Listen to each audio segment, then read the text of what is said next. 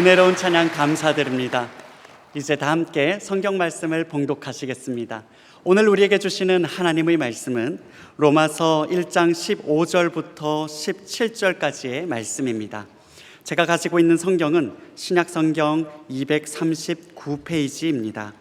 로마서 1장 15절부터 17절까지의 말씀을 저와 교독하시겠습니다. 제가 먼저 읽겠습니다. 하나님의 말씀입니다. 그러므로 나는 할 수 있는 대로 로마에 있는 너희에게도 복음 전하기를 원하노라. 내가 복음을 부끄러워하지 아니하노니 이 복음은 모든 믿는 자에게 구원을 주시는 하나님의 능력이 됨이라. 먼저는 유대인에게요 그리고 헬라인에게로다. 17절 함께 있습니다. 복음에는 하나님의 의가 나타나서 믿음으로 믿음에 이르게 하나니 기록된 바 오직 의인은 믿음으로 말미암아 살리라 함과 같으니라. 아멘. 찬양대가 고백한 우리 영광의 주님을, 우리의 생명과 소망 되신 주님을 찬양합니다. 오늘 제목을 복음의 능력을 받아야 산다 그랬는데, 로마서 강의 두 번째, 여러분 은혜를 받아야 삽니다. 여러분 은혜 없이 어떻게 살겠습니까? 은혜를 받아야 산다는 말은 다른 말로 하면 능력을 받아야만 사는 것입니다. 그리고 능력을 받아야 산다는 말은 조금 더 깊이 들어가면 복음의 능력을 받아야만 사는 것입니다. 여기에 대해서 오늘 지난번에 말씀한 대로 선지적 사도성을 가지고 우리가 통찰력을 갖고 또 추진력을 가지고 살아계신 이 말씀을 깨닫는 은혜가 있기를 바랍니다. 첫 번째, 자, 로마 교회 성도들은 복음을 이미 알았을까요? 몰랐을까요? 제가 질문하는 거 보면 아실 거예요. 로마 교회 성도들은 복음을 이미 안 성도들이었어요. 제 얘기가 아니고 1장 6절에 보니까 뭐라고 나와 있냐면 이렇게 나와 있습니다. 1장 6절에 너희도 그들 중에서 예수 그리스도의 것으로 부르심을 받은 자들이더냐. 이미 복음을 알았던 사람이에요. 그런데 이 복음을 이미 알았던 그런 로마 교회 성도들에게 바울이 다시 복음 전하기를 원하는 것이에요. 1장 15절에 뭐라고 나와 있느냐? 그러므로 나는 할 수 있는 대로 로마에 있는 너에게도 복음 전하기를 원하노라 그랬어요. 바울은 이미 복음을 알았던 로마 교회 성도들에게 다시 복음을 전하기를 위해서. 왜 그랬을까요? 첫 번째 생각할 거예요. 우리가 지금 왜 그리스도인들은 다시 복음을 들어야 하나? 왜 로마 교회 성도들은 왜 복음을 다시 들어야 하나? 오늘 본문의 배경을 보면 이런 내용이 나와 있습니다. 로마 교회는 바울이 직접 세우지 않았다고 말씀을 드렸습니다. 그리고 로마 교회는 어떻게 태동이 되었습니까? 사도행전 2장 10절에 보면 무슨 내용이 나오느냐 하면 오순절 성령 강림의 그 놀랍고도 위대한 사건이 있었을 때에 2장 10절에 부르기아와 밤빌리아, 애굽과 구레네에 가까운 리비아 여러 지방에 사는 사람들과 그 다음에 로마로부터 온 나그네 곧 유대인과 유대교에 들어온 사람들과, 그러니까 그 유대인들은 1년에 한 번씩 예루살렘에 가가지고 이제 오순절을 지키는데, 절기를 지키는데, 6월절이나 이렇게 지키는데 그 중에 로마로부터 온 나그네들이 로마로부터 와가지고 오순절 성령 강림의 은혜를 받고 성령 받아가지고 로마에 가서 교회를 세운 것이에요. 그리고 조금 더 깊이 들어가면 오늘 이 로마에서 교회를 세우고 난 다음에 한 20년쯤 지났어요. 그 20년쯤 지난 사이에 무슨 일이 벌어졌는가? 로마에 있는 성도들의 복음을 듣고 복음을 알고 로마 교회를 세우고 로마 교회 생활을 했는데 20년이 지나면서 이게 희석이 되고 약화가 되고 또 그 당시에 로마가 전 세계 가장 강력한 천조국, 가장 강력한 세계 제국이었기 때문에 로마의 그 문화가, 세속 문화가 굉장히 강했습니다. 그러니까 자기들도 모르게 로마 교회 성도들이 로마서 13장 13절 14절에 오면 이런 내용이 나와 있어요. 낮에와 같이 단성행하고 방탕하거나 술 취하지 말며 음란하거나 호색하지 말, 다투거나 시기하지 말고 14절 다 함께 오직 우리 주 예수 그리스도로 정욕을 위하여 육신의 일을 도모하지 말라. 그러니까 당대의 로마 제국의 그 세속적인 문화가 예수 믿는 사람들께 그대로 임해가지고 보니까 방탕하고 오염되고 그 다음에 좀 성적으로 문제가 많고 특별히 다투거나 시기하는 갈등과 충돌이 있었어요. 무슨 말이냐면 로마 교회는 이제 이 바울이 이 말씀을 쓸 때가 이 로마 교회 세우고 난 다음 몇 년쯤 지났다고요? 20년쯤 지났어요. 그 사이에 무슨 일이 있었는가? AD 49년에 그 클라우디오 황제라고 있어요. 클라우디우스라는 그 발음은 영어로는 그렇게 하는데 사도행전 18장에 오면 이런 내용이 나와 있어요. 뭐라고 하냐면 아굴라라 하는 본도에서 나온 유대인 한 사람을 만나니 클라우디우스 황제가 모든 유대인을 명하여 로마에서 떠나라 한 고로 그가 그의 아내 브리스길라와 함께 이달리아로부터 새로 온지라. 이달리아는 오늘날 말하면 어디예요? 이탈리아로부터 왔다 했어요. 왜냐하면 AD 49년에 클라우디오라는 황제가 로마에 있는 유대인 추방령을 내린 거예요. 그러니까 유대인들은 다 가라. 그러니까 여러분 한번 생각해 보시자고요. 유대인 출신 그리스도인들을 추방을 하니까 로마인 출신 그리스도인들만 남아갖고 신앙생활 하는 거예요. 그러다가 다시 한 5년쯤 지나가지고 추방 내렸던 그 유대인 출신 그리스도인들을 다시 로마로 가게 됐어요. 그래갖고 오늘 여기는 이탈리아의 브리스길라와 아굴라 고린도에 가가지고 바울을 만났거든요. 근데 그 고린도에서 이 로마서를 썼거든요. 그러니까 이 바울에게 말씀을 듣고 은혜를 받은 이제 다시 돌아갔는데 유대인 출신들이 돌아가고 거기에 남아있던 로마인 출신들 그리스도인들이 서로 있는데 서로 화합이 잘 안 되는 거예요. 왜냐하면 유대인 출신들은 열심히 하려고 그러고 거기 출신들은 뭐냐면 좀 이렇게 매가리가 없고 그리고 서로 갈등과 충돌이 있는 거예요. 교회가 좀 약화되고 교회가 침체가 되고 그런 일들이 있었어요. 이런 상황에서 오늘 바울이 내가 너희에게 다시 복음을 전하기를 원한다. 자, 이게 오늘 우리하고 무슨 상관이 있습니까? 여러분들이나 저나 신앙생활 10년, 20년, 30년, 40년 처음에는 눈물콧물 흘리면서 주님 사랑한다고 주님 사랑해요. 그러다가 나중에는 교회에서 조금 이제 신앙생활 오래 한 분들은 이 인간들이 모인 곳이니까 여러분 마음에 안 드는 것도 있고 여러 가지 상황들 때문에 시험 들고 이래가지고 점점 경직이 되는 거예요. 그래갖고 누가 건드리기만 하더라도 열받는 거예요.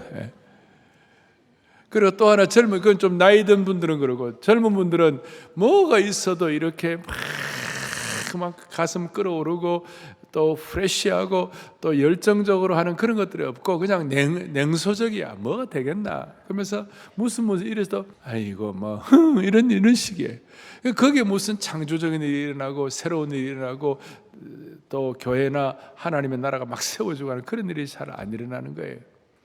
그래서 오늘 시대에도 복음의 능력을 그냥 껍데기로만 아는 종교인들이 많은 거예요. 제가 교회 안에 명목상의 그리스도인들이 많다. 그래서 제가 교회 안에는 명목상의 그리스도인은 뭐냐면 교회 안에는 있지만 복음 안에는 없는 분들이 오늘 한국 교회 안에 많이 있다 이 말이에요. 오늘 여러분들은 교회 안에도 있고 복음 안에도 있기를 바라는 것이에요.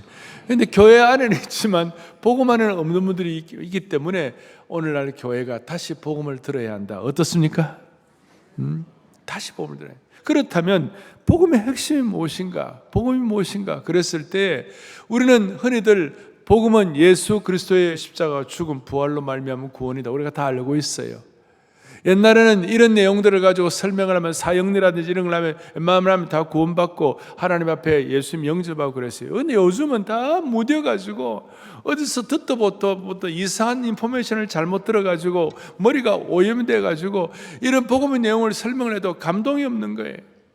와닿지가 않는 거예요. 서구 사회는 2000년 내려오는 기독교 문화라는 게 있는데 우리 한국이나 아시아 같은 경우는 이방 나라 아닙니까? 소위 페이건 소사이어티.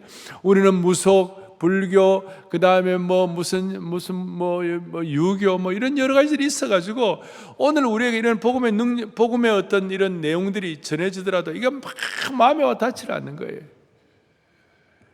바울 시대도 마찬가지, 로마 시대도 마찬가지였어요. 그러니까 중요한 것은 복음의 내용도 중요하지만 오늘 내가 복음을 부끄러워하지 않으니 이 복음은 모든 믿는 자에게 구원을 주시는 하나님이 뭐가 된다고요? 능력이 된다고 그랬어요.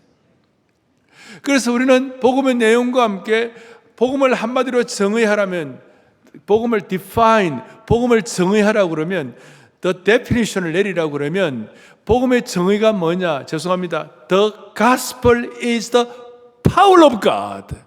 복음은 하나님의 능력이다 이 말이에요. 이 능력이 실제적으로 우리에게 와 닿아야 된다 이 말이에요. 그리고 이 능력은 16절 뒤에 보니까 이 복음은 모든 믿는 자에게 그랬어요. 모든 믿는 자에게. 모든 믿는 자라는 말은 인종이나 교육이나 계층이나 지역이나 가족 배경이나 종교적 체험, 도덕성 이런 관계없이 모든 믿는 자에게. 따라서 복음의 능력이 실제적으로 와닿지 않는 분들에게는 이것이 여러분들에게 오늘 여러분의 고백으로 와닿기를 바라는 것이에요. 교회 역사적으로 마르틴 루터에게 오늘 이것이 진짜 복음의 능력이 되었어요. 이 말씀을 루터가 발견하고 나면 완전히 뒤집어져 버렸어요. 카톨릭 수사로 머물 생각이 더 이상 없었어요. 이 복음의 능력이 그의 영혼에 불타오를 때에 복음의 능력의 횃불을 들고 외쳤습니다. 그게 뭐냐? 17절 뒤에 오직 의인은 믿음으로 말미암아 살리라. 오직. 그래서 세상 흔들리고 사람들 다 변해도 오직 의인은 믿음으로 말미암아 살리라. 기억나시죠? 오직 의인은 믿음으로. 그래서 sola fide, 오직 의인은 믿음으로만, sola scriptura, 말씀으로, 특별히 오직 복음으로. 그리고 이 말씀이 로마서 전체의 핵심이 되고 이 말씀을 붙잡아야 로마서 전체의 그림이 들어오고, 그러니까 16절 17절에 이 말씀이 우리가 익숙하게 알지만 신약을 통틀어서 정말 강력하고 통찰력 있는 구절 중에 하나라고 믿습니다. 자, 다시 복음이 능력이다 하는 말은, 복음은 하나님의 능력이다 이 말은, 하나님의 능력이다 이 말을 우리가 구체적으로 이해를 하면 뭐냐면, 복음은 창조주 하나님의 전능한 능력과 이퀄이다 이 말이에요. 복음은 하나님의 전능한 능력과 같다 이 말이에요. 그러니까 복음을 부끄러워하지 않는 거예요. 조금 세게 말하면 로마서의 나머지 구절들은 이 구절들에 대한 설명을 많이 하고 있는 거예요. 이게 바울 신학의 정수가 되고, 이것 때문에 바울이 그토록 로마에 가고 싶어 했어요. 바울은 이 능력이 있으니까 그 다음 나타난 자연스러운 결과가 16절 앞에 내가 복음을 뭐하지 않으니 부끄러워하지 않는다. 부끄러워하지 않는다. 부끄러워하지 아니하고 선지적 사도성을 가지고 담대하게 나아가는 거예요. 자, 복음 전도자로서 바울이 당한 여러분들의 생애를 이해를 하면 바울이 복음을 부끄러워하지 않는다는 말이 오늘 우리에게 어떻게 접목되는지 이해할 수 있습니다. 바울은 빌립보 감옥에서 고문도 당하고, 아테네에서는 아크로폴리스에서 수많은 철학자들과 논쟁도 하고, 고린도에서는 얼마나 많은 박해와 핍박을 받은지 몰라요. 루스트라 성에 가갖고는요, 돌에 맞아 죽은 줄 알고 내어버려질 정도로 어려움을 겪었고, 이런 상황에서도 바울은 로마 성도들에게 강력하게 복음을 뭐하지 않는다고요? 부끄러워하지 않는다. 부끄러워하지 않는다. 여러분, 로마는 당대 최대의 제국이었고 황제 숭배의 본향이었으며 높은 수준의 철학과 인문학과 음악의 도시였고 지적 우월감의 본산지였습니다. 가장 강력한 권력과 힘, 전쟁의 HQ, 헤드쿼터, 본부였어요. 그 시대의 천조국이었어요. 모든 길은 오죽하면 로마로 통한다고 그랬겠어요. 위대한 도시였어요. 그 가운데서도 바울은 사람들의 눈앞에서 복음을 부끄러워하지 않았어요. 나중에 죄수복을 입고 로마로 갈 때도 그 복음을 부끄러워하지 않고 담대하게 복음을 전한 줄을 확신합니다. 왜 부끄러워하지 않았을까요? 왜 죄수복을 입고도 바울은 약해지지 않았을까요? 이유가 뭐예요? 복음 안에는 세상 사람들이 알지 못하는 강력한 능력이 있기 때문에. 로마에 있는 사람들이 얼마나 지적으로 우월하든 얼마나 똑똑하든 얼마나 대단하든 상관이 없다. 복음은 능력이 있기 때문에. 자, 그래서 부끄러워하지 아니하고, 그 다음에 복음을 부끄러워하는 이유 중에 하나가 복음은 우리에게 구원을 주시는 능력이 있다. 구원을 주는 능력이 있다. 여러분, 과학으로도 타 종교로도 도덕으로도 교육으로도 철학으로도 어떤 것으로도 인간을 죄에서 구원할 수가 없는 것입니다. 제가 이 구원을 내가 우리 다 안다 그러지만 이 구원의 의미는 우리가 구원받는다 이 정도가 아니라 이 구원의 의미는 현재의 삶의 능력을 주고 우리의 미래는 선지적 사도성을 가지고 살아갈 수 있도록 만드는 것이 이 구원 안에 포함되는 것입니다. 조금 더 깊이 들어가면 여러분 우리 기독교에만 천국과 지옥의 문제를 확고하게 얘기합니다. 뭐 타종교도 얘기하는 것 좀 있기는 하지만 우리는 여기에 대해서 강력하게 얘기합니다. 왜냐하면 복음은 구원을 주시는 하나님의 능력임을 믿기 때문에. 타 종교는 여기에 대한 해답이 없기 때문에 나중에는 침묵해버리는 것이. 우리는 복음을 통하여 확실한 구원의 능력을 믿습니다 이 말이에요. 그리고 이 복음의 능력은 차별이 없어요. 뭐라고 되어 있느냐? 헬라인에게 또 유대 16절 뒤에 보니까 먼저는 유대인에게요. 그리고 헬라인에게로다. 무슨 말이냐? 헬라인은 이방인을 통칭해서 말하는 것이요. 오늘 우리로 말하면 복음은 차별이 없다는 뜻인데 인종, 교육, 나이, 수입, 배경, 종교적 취향 어떤 조건에도 상관없이 복음은 차별 없는 능력이 되는 것입니다. 오늘 차별 없는 능력이 여러분들에게 임하기를 바라고 이것이 여러분들의 것으로 깨달아지고 여러분들의 것으로 맞춤형으로 확인되기를 원하는 것입니다. 그러면 이것이 복음을 다시 들어야 한다.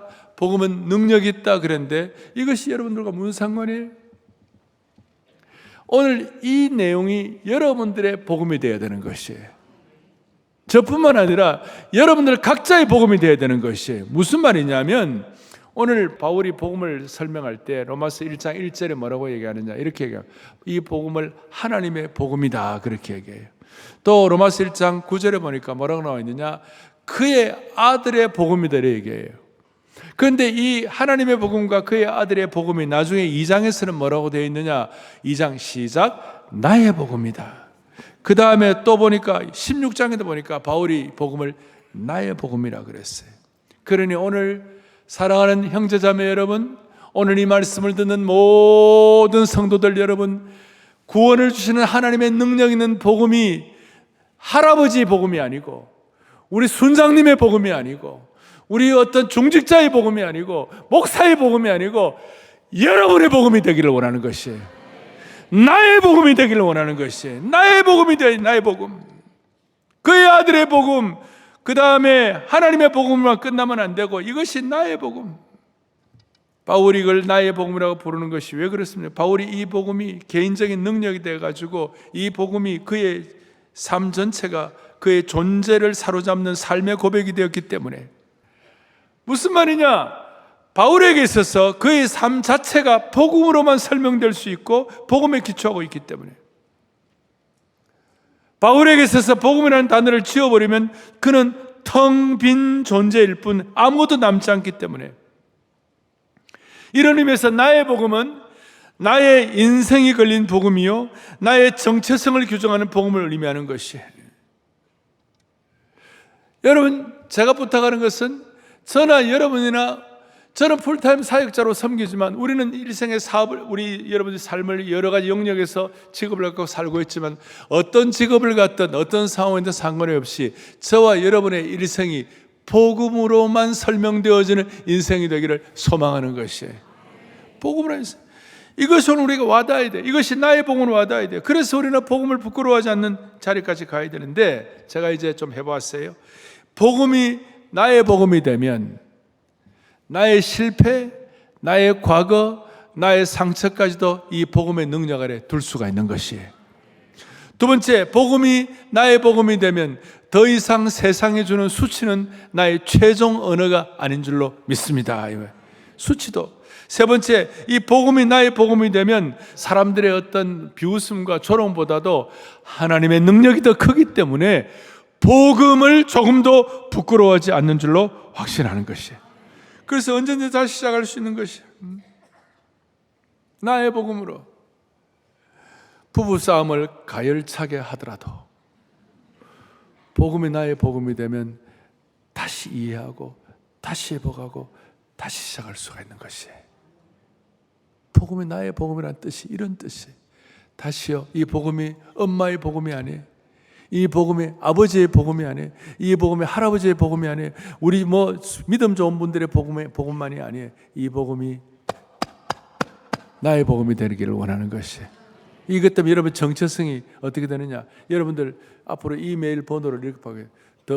thegospel.org thegospel.kim.org the gospel 박.com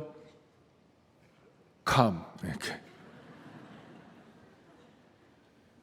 저는 이 말씀을 준비하면서 바울이 이 복음을 나의 복음이라고 불렀던 이 사실, 하나님의 복음, 그리스도의 복음인데 이게 나의 복음으로 불렀다는 이 사실 때문에 가슴이 너무 떨렸어요. 가슴 떨렸어요.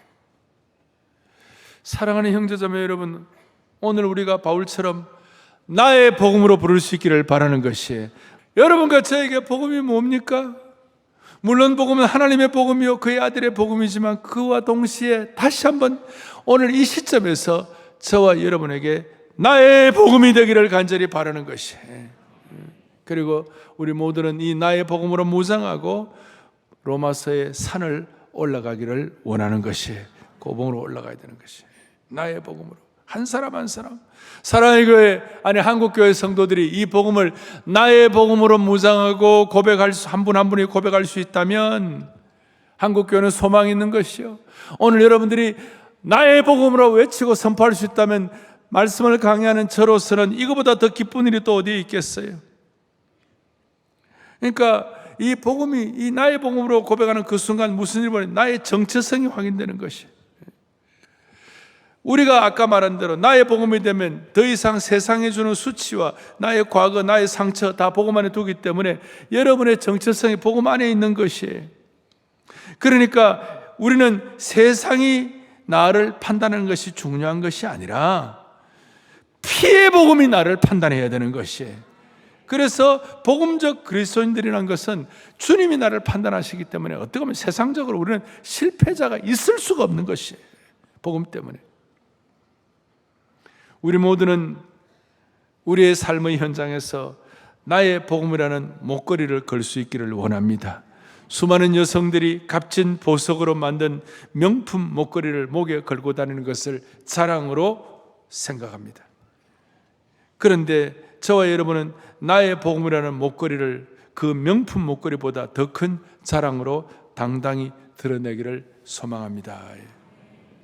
그리고 바울은 나는 이 십자가 이 복음 외에는 아무것도 알지 않기로 작정했다. 그 이유는 십자가의 복음이 바울의 정체성을 완전히 바꾸는 능력이 되었기 때문에 그런 줄로 믿습니다.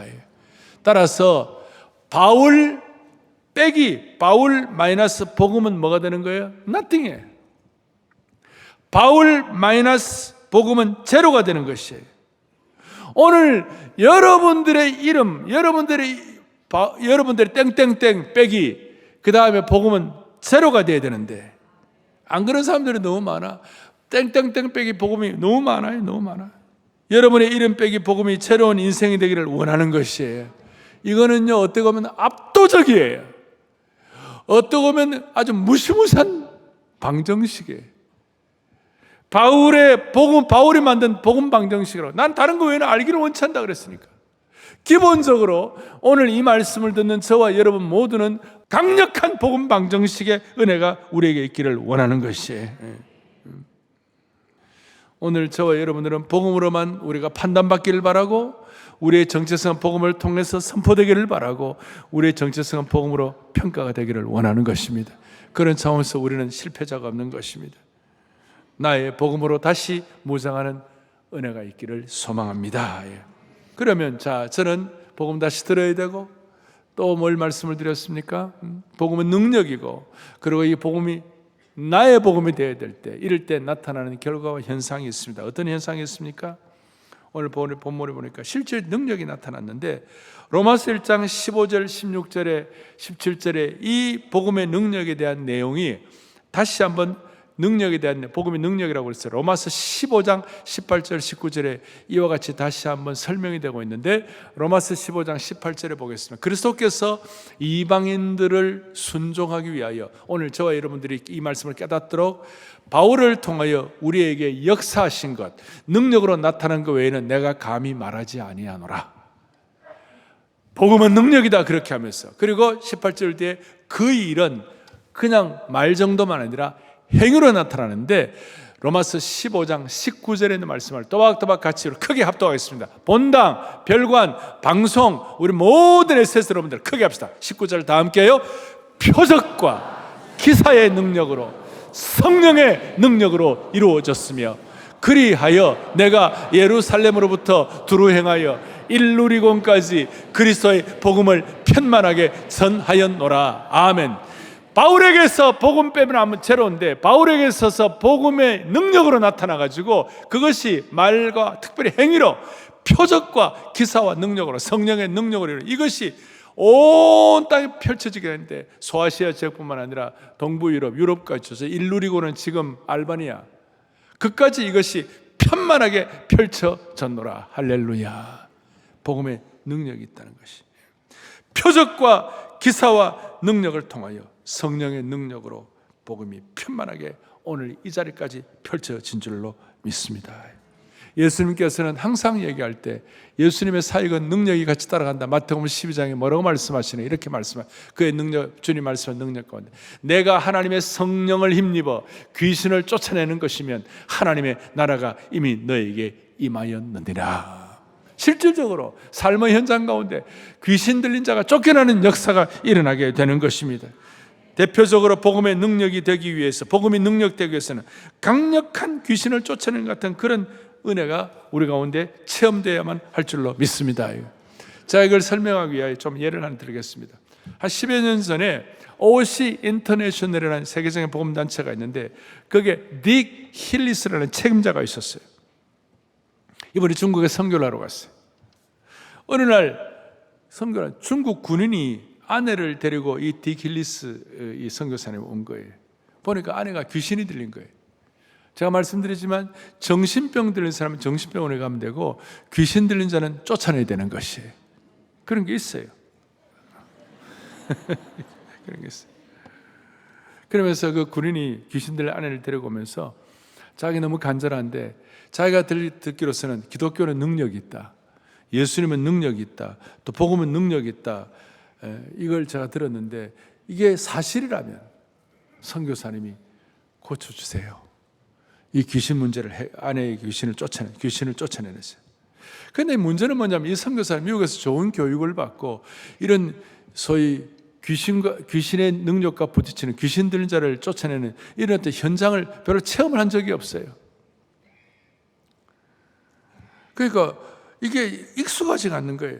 그런데 성경에 보니까 복음의 능력이 있어 귀신도 예수님 쫓아낸다고 그랬는데, 바울도 실질적으로 말과 행동, 표적과 기사를 가지고 쫓아낸다고 그랬는데, 그래서 선교사 부부가 한번 해보자고 그랬어요. 손잡고. 그래서 자기 부부만 하면 좀 약한 것 같아갖고 중국 성도들 가운데 믿음 좋은 기도 많이 하는 여성도 한번 모시고 셋이서 함께 기도한 거예요. 그 기도하면서 귀신 쫓아내려고 막 이렇게 기도를 하는데, 귀신 들린 그 여자가 이 팔짱을 끼고 있잖아요. 기도하는 그 선교사님을 계속 쳐다보더래. 쳐다보면서 조롱을 하는 거예요. 기도를 하면 그대로 따라하고, 너희들은 능력이 없어 그러더래. 그리고 너희들은 안 돼 그러더래. 그리고 기도하는 말을 따라하면서 조롱했다고. 네가 무슨 능력이 있냐?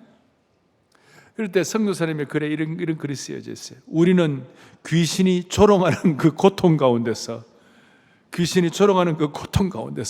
성경을 읽어 내려가기 시작했다. 그 핵심 성경이 내가 복음을 부끄러워하지 않으니 이 복음은 모든 믿는 자에게 구원을 주시는 하나님의 능력이 됨이라. 이걸 읽으면서 계속 반복을 하면서 주의 보혈 능력이 또다, 보혈 복음과 복음 찬송을 하고 이렇게 하는 가운데 갑자기 그 선교사의 마음에 복음을 부끄러워하지 않도록 하시고 복음의 능력이 있는데, 이 복음의 능력을 가지고 이 귀신 들리고 이 여자를 창한 악한 귀신아, 예수 그리스도로 명하노니 나가라. 어떻게 됐겠어요? 그 순간 귀신이 떠나가 버렸어요. 할렐루야, 떠나가 버렸어요. 사랑하는 형제자매 여러분, 우리는 헛개비를 붙잡고 신앙생활을 하는 사람들이 아니에요. 우리는 복음의 능력을 아는 사람들이에요. 복음의 능력을 아는 정도만 되는 것이 아니라 복음의 능력이 삶의 현장에서 접목이 되어야 되는 거예요. 이런 능력이 나타나야 돼요. 오늘 이런 능력의 수혜자, 그 다음에 이런 능력의 체험자가 되기를 소망합니다.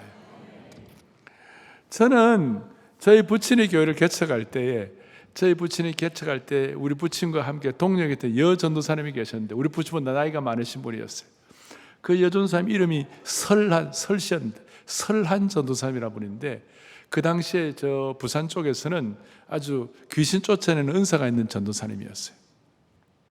그 주일 저녁이나 수요일 저녁만 되면요, 교회 뒤에, 그때 교회가 초라한 교회니 개척 교회니까 세면바닥 위에 돗자리 깔고 예배드리고 그러는데, 그 뒤에 있잖아요, 꼭 귀신 들린 사람이 2명 3명씩 와서 앉아 있는 거예요. 그 설전도사님이 이제 같이 이제 귀신 쫓아내는 기도를 하는데, 저보고 현이 와라. 제가 중학교 2학년 3학년 현이 와라. 그리고 이제 현이 와서 같이 기도하자.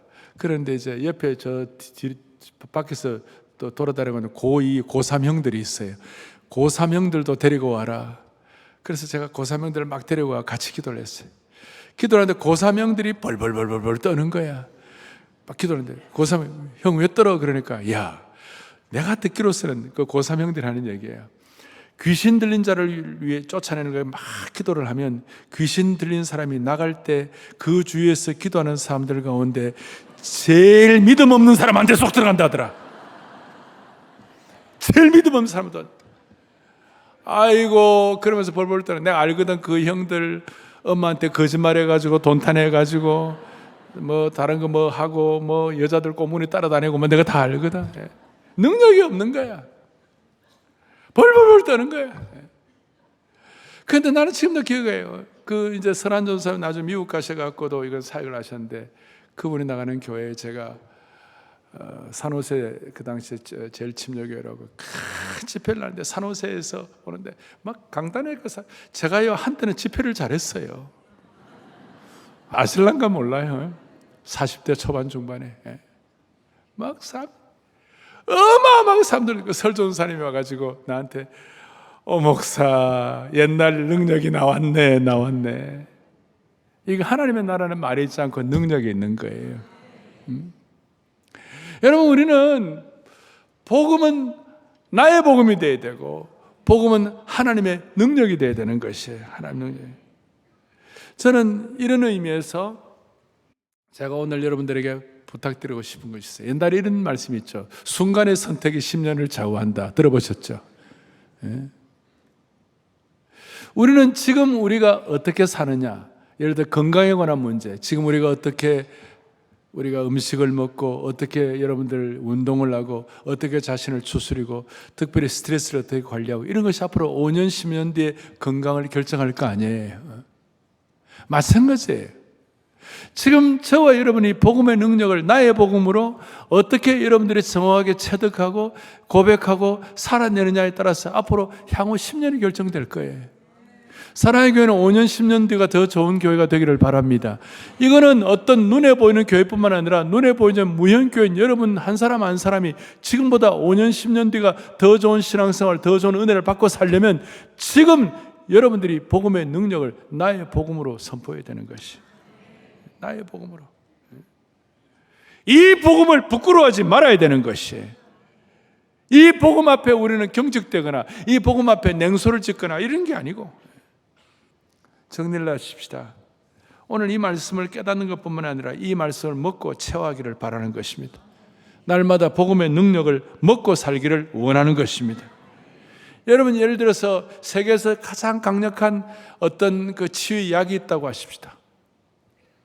그리고 그 약을 먹으면 웬만한 병은 다 낫는다고 하십시다.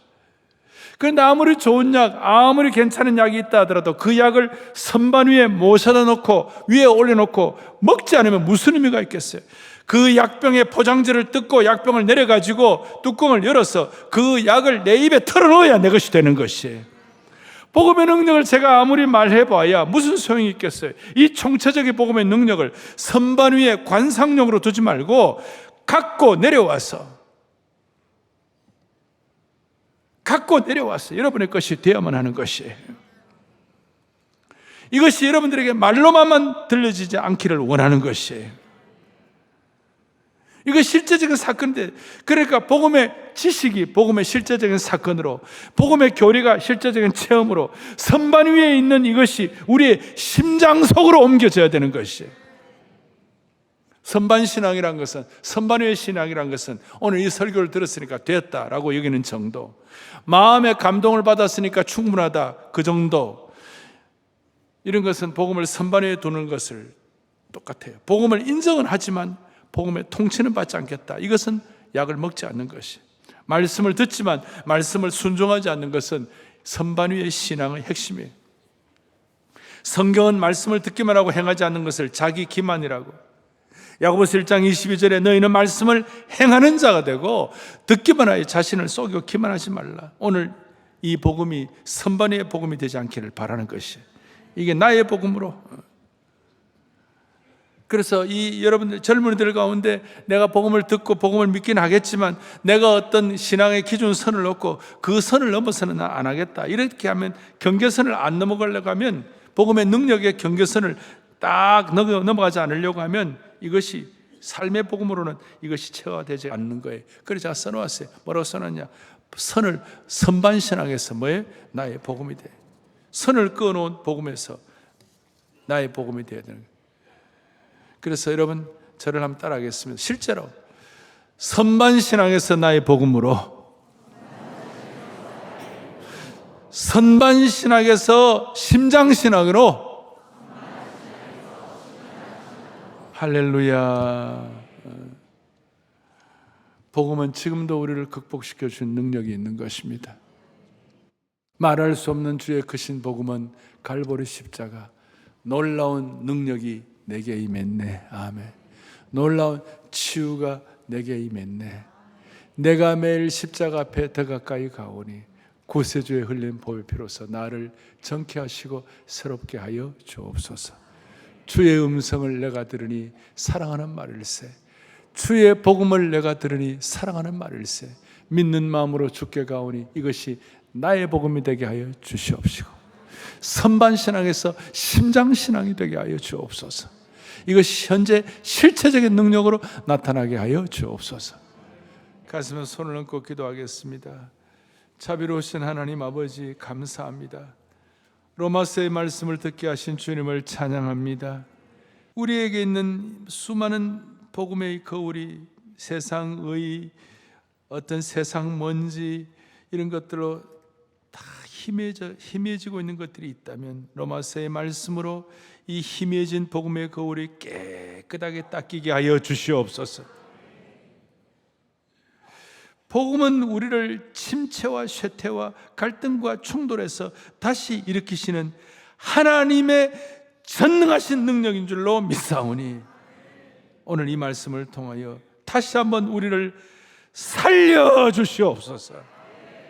한국교회, 아니 사랑의 교회가 가면 갈수록 표적과 기사의 능력, 성령의 능력, 보혈복음의 능력을 경험하는 선지적 사도성으로 무장하게 하여 주시옵시고, 이 은혜로 로마서의 산을 올라가게 하여 주옵소서.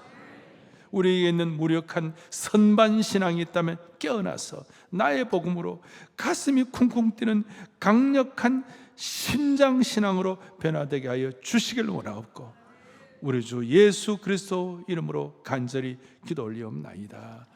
아멘.